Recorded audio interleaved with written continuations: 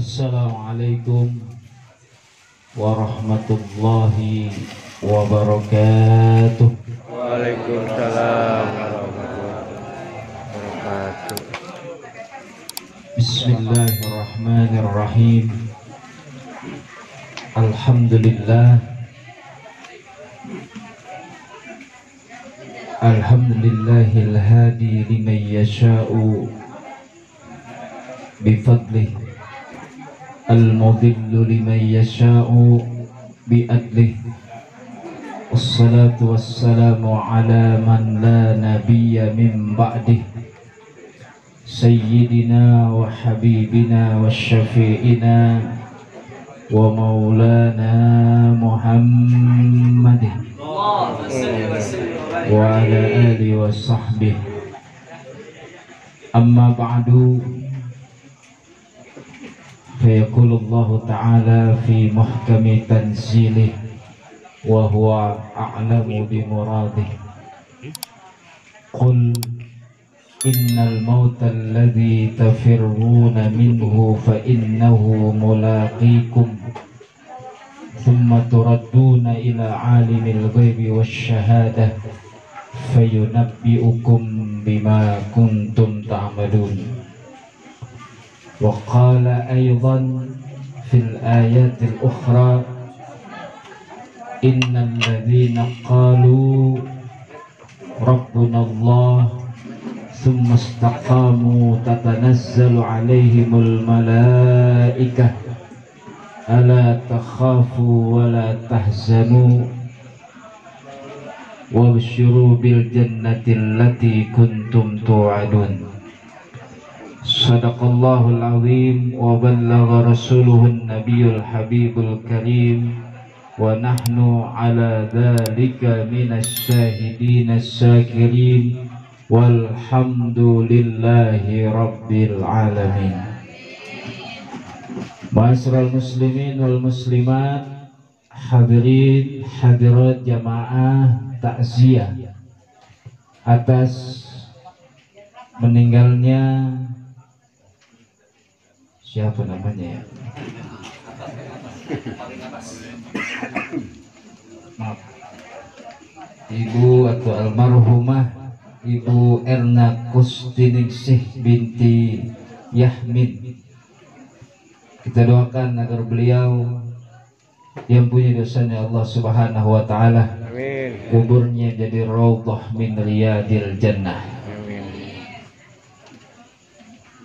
Hadirin hadirat jamaah yang dimuliakan Allah, terutama yang amat sangat saya hormati dan saya muliakan para alimul ulama, para asatidz, para ustadzat, para guru-guru ngaji, yang mohon maaf ketika saya tidak sebutkan namanya satu persatu. Insya Allah rasa ta'zim, mahabbah, takrim, tashrif kepada guru-guru kita semua tidak berkurang sedikit pun, juga kepada para orang tua, para tokoh masyarakat, para sesepuh. Insya Allah kita doakan agar para guru kita, para sesepuh, para orang tua, para tokoh, Allah panjangkan umurnya, Allah sehatkan badannya, Allah mudahkan segala urusan-urusannya, dan selalu mendapatkan lindungan dari Allah Subhanahu wa ta'ala.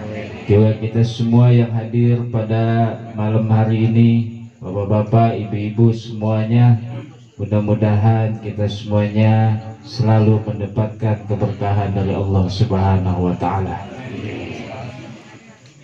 Puji syukur kehadirat Allah atas segala nikmatnya. Salawat bertaburkan salam semoga tetap tercurah kepada junjungan kita Nabi Muhammad sallallahu alaihi wa alihi wasallam. Jamaah takziah yang dimuliakan Allah, ini saya madep kemana ya? Madep ke sono, madep ke sini, tapi yang paling enak madep sono no. Paling enak madep ibu-ibu. Iya, madep ibu-ibu mah rame enak, kita ngomong nyaut. Tuh ibu-ibu kita demen dah. Kalau bapak diem aja. Ya. Yang sambil makan nggak apa-apa Pak, silakan makan. Kopi ada kopi? Kopi ada? Ngopi nggak apa-apa, saya mah santai aja. Ya maksud iya, saya juga sebenarnya pengen ngopi, cuman saya sudah ceramah. Kalau kata orang Betawi, ilokan saya sambil ceramah sambil ngopi, lora pantes. Ini Betawi juga kan di sini ya? Ustaz ya? Ini kampung Betawi juga? Campur deh ya, ada nyampur deh, ada Betawinya, ada Jawanya, ada Sundanya, ada Padangnya, ya macam-macam deh ya. Yang ngopi-ngopi aja, nggak apa-apa. Ini kayaknya belum dapat Ustaznya, belum dapat nih. Tuh, Ustaznya Ustaz. Rasanya CS kalau mau Ustaz, satu profesi jadi harus belain. Ini saya yakin semua di antara kita kalau mau ngomongin mati itu semuanya pada belum siap, betul apa kagak?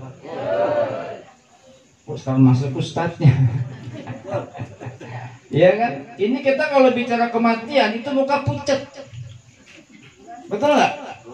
Cuma yang jadi masalah sekarang itu kalau bicara kematian, kalau dulu orang begitu dengar berita kematian, begitu pengumuman, maklumat telah meninggal dunia Fulan bin Fulan, dulu itu orang ngucapin dari lisannya ngomongnya apa? Innalillahi wa inna. Lah kalau sekarang ada orang meninggal, apa kita kata?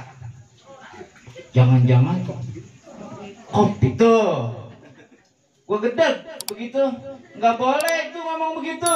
Kalau ada orang kematian, berita kematian, siapapun yang meninggal harus siapa? Innalillahi wa inna ilaihi. Sekarang saya tanya nih, sekarang saya tanya sama bapak-bapak sama ibu-ibu. Sekarang saya tanya, emangnya semua sekarang yang sudah meninggal dunia, yang sudah mendahului kita, orang-orang yang sudah wafat, yang sudah meninggal dunia sekarang ini, emangnya belum tercatat dulunya? Ada nggak catatannya? Lah kayak ibu siapa nih? Ibu Erna Kusti Ningsih. Ini emang udah catatannya, udah ada. Meninggal kemarin 7 hari yang lalu. Kan kita mana nggak tahu aja nih kapan kita meninggal.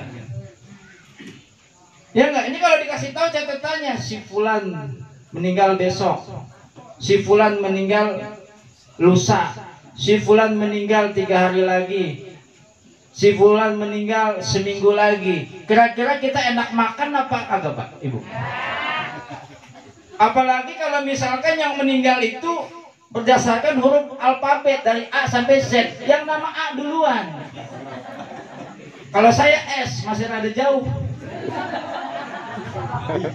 Apalagi yang Z namanya Aman tuh. Kagak, ternyata diputar dari belakang dulu baru ke depan. Guru kan begitu dulu ya. Zaman sekolah begitu kita dulu. Oh dipanggil nih nama A duluan dipanggil. Kagak, kata gurunya dipanggil dari belakang. Itu kita kalau tahu, masya Allah, udah nggak enak makan, nggak enak tidur. Saya kalau tahu saya besok meninggal dunia nih atau ibu meninggal dunia, ini kita malam ini nggak ada yang berani keluar udah. Apa yang kita lakuin? Zikir aja udah. Lah besok mau mati. Betul apa kata? Nah, tapi ingat yang namanya kematian itu pasti, betul nggak? Kan dunia ini mah nggak ada yang pasti. Yang pasti cuma satu, apa? Mati, itu doang. Yang lain-lain kita nggak ada yang tahu nih. Besok kita bagaimana nasib kita? Kan paling kita ngomongnya begini, insya Allah. Pasti apa kagak? Sekarang gue sejauh-jauh dan minggu depan, bulan depan, tahun depan, apa yang terjadi besok atau yang pulang nih, pulang tahlilan di malam hari ini, ada nggak yang menjamin? Ada nggak yang tahu apa nasib kita pada malam hari ini? Siapa tahu di sini nanti pulang, habis tahlil ada yang mati. Nah lu, bisa apa kagak? Tapi kita tetap doanya panjang umur. Makanya kita ingat tuh, iya di dunia kagak ada yang pasti. Yang pasti cuma satu, adalah mati. Lah kenapa? Kalau kita tahu bahwa yang namanya kematian itu pasti, kenapa kita tidak persiapkan sesuatu bekal untuk yang pas? Ayo dah. Karena saya tanya, ibu-ibu suka nggak, suka tur nggak? Selama corona aja nih saya yakin kagak nih. Sebelum corona kan pergi-pergian dulu kagak ya? Iya nggak? Ziarah. Terus mana lagi? Ke Bandung, ke Lembang, mana lagi? Oh, ibu-ibu udah cakep dah, ziarah-ziarah. Sekarang saya tanya, kalau bepergian itu besok kita mau begini hari Kamis misalnya, itu malam-malam kita siapin bekal apa belum? Apalagi ibu-ibu, apa aja udah disiapin. Ya kan enggak? Saya paling resep kalau bawa jamaah ibu-ibu, kagak sempet lapar kita. Tapi kalau bawa bapak, kacau ada urusannya dah. Ono ngandelin pada main ngandelin. Tapi kalau bawa ibu, mantap ibu-ibu mah. Ada yang bawa lontong, ya enggak? Ada yang bawa nasi, bawa lemper, bawa apa namanya, tahu, goreng, macam-macam dah ibu-ibu mah. Itu dia siapin tuh bekal sebegitu hebatnya. Padahal paling begitu pulang ziarah juga nyampe, besok balik lagi ke rumah. Tapi kita siapin bekal begitu dahsyatnya itu, luar biasanya kita persiapkan bekal. Sekarang pertanyaannya, kenapa kita tidak mempersiapkan bekal untuk satu hal yang pasti, yaitu apa namanya, kematian? Ini kan Pak, apa yang kita lakukan malam hari ini juga termasuk bekal kematian Pak. Apa mana dalilnya Ustaz? Tadi surah Yasin yang bapak-bapak ibu-ibu baca tadi. Al-yauma nakhtimu ala afwahihim wa tukallimuna wa tashhadu bima kanu. Itu pada hari itu semua mulut kita dikunci Pak. Ini mulut kita tukallimuna aidihim, pada hari itu apa? Mulut semua dikunci. Al-yauma nakhtimu ala afwahi wa tukallimuna aidihim, dan yang ngomong apa? Yang ngomong itu tangan kita besok. Wa tashhadu arjuluhum, dan yang bersaksi adalah siapa? Kaki kita. Ini pada saat kita hidup, pada saat kita masih diberikan umur oleh Allah Subhanahu wa taala, kaki kita lebih banyak dibawa kemana? Ini Pak, besok ini bersaksi Pak kaki kita. Hari Rebo malam Kamis tanggal 1 apa nih? September 2021 itu kaki ngomong, besok saya dibawa untuk sama-sama mengikuti majelis zikir mendoakan almarhumah Ibu Erna Kustinisi. Ngomong. Makanya hati-hati kita melangkahkan kaki nih. Mohon maaf nih. Ya saya kagak nuduh anak muda. Lebih banyak itu kakinya dibawa kemana? Ke tempat maksiat apa ke tempat yang diridhoi oleh Allah Subhanahu wa taala? Sekarang boleh kita bisa berkelit, besok pada saatnya kaki kita yang ngomong, kaki kita lebih banyak dibawa kemana? Maka tadi ayatnya al-yauma nakhtimu ala afwahihim wa tukallimuna aydihim wa tashhadu arjuluhum bima kanu yaksibun. Udah persiapin bekal dah. Kita siapin bekal Bapak Ibu semua jamaah yang dimuliakan Allah Subhanahu wa taala. Makanya salah satu bekalnya adalah apa kita? Ayo perbanyak ibadah. Tadi itu dipimpin Yasin, pimpin tahlil afdhalu dzikri fa'lam annahu la ilaha illallah. Semuanya la ilaha. Itu sebetulnya ketika kita mengucapkan la ilaha illallah, itu harusnya betul-betul tuh kita tancapkan dalam hati kita. Jangan cuma di lisan, apalagi di otak, tapi masukin ke hati kita. Karena apa-apa yang masuk di hati kita, memori di hati kita tidak akan pernah hilang. Saya ulangi nih. Memori yang ada di hati kita nggak akan pernah hilang. Kalau memori di otak bisa hilang, tapi kalau apa-apa yang di hati kagak bakalan bisa hilang. Sekarang contoh, suka nyaksiin nggak orang pikun? Di sini ada yang udah pikun belum? Banyak.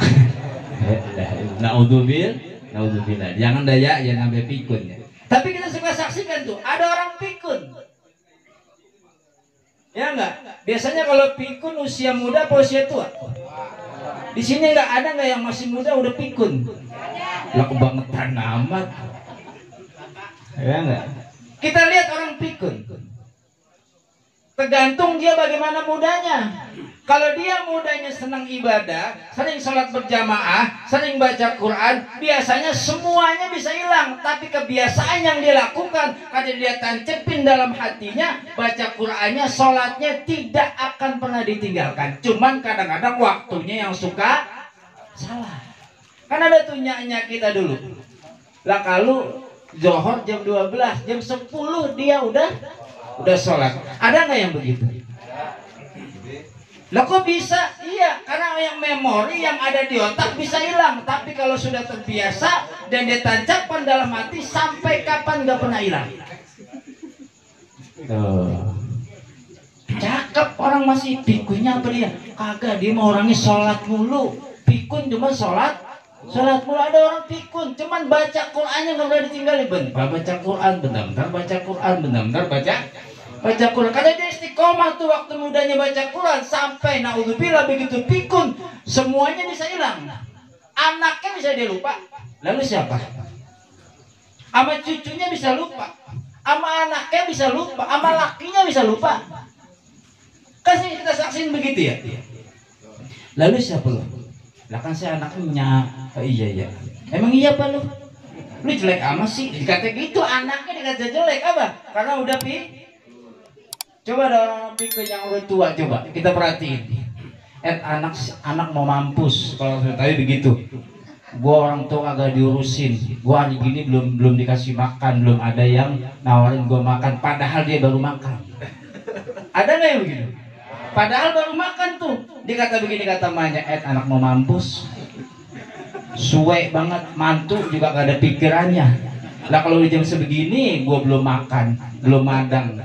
Padahal dia baru makan. Padahal apa yang baru dia lakukan bisa lupa. Tapi hal-hal yang baik, yang istiqomah ketika dia mudanya sampai tuanya, dia istiqomah tidak pernah akan lupa. Karena apa? Memori dalam begitu kan la ilaha illallah nih. Makanya biasain kita zikir la ilaha illallah. Kenapa? Nanti ketika kita sakaratul maut, yang diharapkan bagi seorang muslim, yang diharapkan bagi seorang mukmin adalah ketika sakaratul maut, akhir daripada omongannya, akhir daripada kalamnya bisa mengucapkan la ilaha illallah. Kenapa? Udah biasa dia nancepin, kagak lupa. Sekarang saya tanya bapak sama ibu ini semua, tahu nggak artinya sakaratul maut? Sakarat artinya apa? Tahu nggak artinya sakaratul maut? No. Lagi sakaratul maut, lagi sakaratul maut. Sakarat artinya apa? Ini kalau yang tahu saya kasih duit nih. Jangan usah teman, saya tuh masih tahu. Sakarat tuh mabok pak ibu. Jadi orang sakaratul maut itu lagi mabok. Mabok apa? Goncang antara jiwa dengan mentalnya nggak kuat. Karena ada apa? Ada malaikat Israel pengen nyabut nyawanya. Jadi antara mental dengan jasadnya itu goncang. Jadi dia mabok, bingung dia. Saya tanya di sini ada yang pernah mabok apa kagak? Oh nggak ada, ini mana kampung kiai ini makanya. Kampung ustadz ini makanya nggak ada yang pernah mabok nih mah. Alhamdulillah. Itu bu, orang ketika sakaratul maut sebetulnya lagi mabok, bingung gitu dia. Gimana ya? Suka gemes gitu. Kenapa gemes? Orang lagi sakaratul maut, bukannya ditalkinin malah pada nangis gegerungan, kan geblek. Sih ngomong geblek, kasar masih ngomong. Geblek mah nggak kasar ya. Yang kasar tuh toh. Coba kita lihat orang sakaratul maut, apa yang kadang-kadang nih banyak orang ngomong nyebut, kan tolol, tolol lagi saya ngomong. Benar apa kagak? Iya, nangis yang satu, ya Allah nya jangan mati dulu ya Allah begitu aja dia kata. Harus apa? Talkinin la ilaha. Dia lagi bingung tuh, yang ini nangis, yang ini gegerungan, yang ini wah udah kacau dah tuh rumah dah tuh, bingung semuanya. Sebenarnya jangan bingung lah, ngapa jadi bingung? Kalau mau ngaji rada Jawa dikit, Satu aja nalkinin nih. Ini kadang-kadang yang begini kadang-kadang suka nggak disampaikan nih. Orang kalau lagi sakratul maut, ada keluarga kita sakratul maut, yang lain pada ngaji baca Yasin. Satu aja yang ada pintu. Yang lagi sakratul maut talkinin di telinganya la ilaha.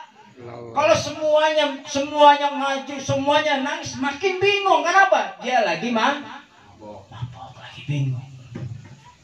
Tapi bagi orang yang beriman, orang yang istiqomah, bagi orang yang soleh, dia selalu berzikir kepada Allah, dia selalu ibadah kepada Allah, dia selalu ingat kepada Allah, dia kagak bingung. Kenapa? Apa? Karena sudah menancapkan apa-apa yang dilakukan, ibadah yang dilakukan, zikirnya, la ilaha illallahnya sudah ditancap dalam hati. Tuh, makanya kita kalau lagi yasinan, kalau lagi zikir, kalau lagi tahlil itu jangan bari meleng. Tahu bari meleng? Tancepin dalam hati. Apalagi ngomong la ilaha illallah. Tancepin supaya apa? Nanti ketika kita dimatikan oleh Allah, kita mati dalam keadaan husnul khotimah dan bisa mengucapkan la ilaha illallah. Makanya udah sekarang mah kita ada istiqomah aja sama ibadah. Kalau mati mau urusan Allah. Ya ikhtiar mah boleh aja bu, ibu bapak ikhtiar pakai masker dan segala macam ya. Ikhtiar itu boleh, cuma tetap hakikatnya yang menghidupkan, yang mematikan adalah Allah. Kan ada orang sampai corona, sampai kagak keluar sama sekali. Ada nggak? Menamu kagak mau, didatengin juga kagak. Ada yang begitu, ya biarin aja, ya enggak. Cuman kita ingat tuh, iya, yang mematikan, yang menghidupkan adalah Allah. Tidak ada sesuatu apapun yang dapat bisa memudaratkan kecuali dengan izin Allah. Makanya banyak baca doa Bismillahilladzi la yadurru ma'asmihi syai'un fil ardi wala fis sama wa huwas sami'ul.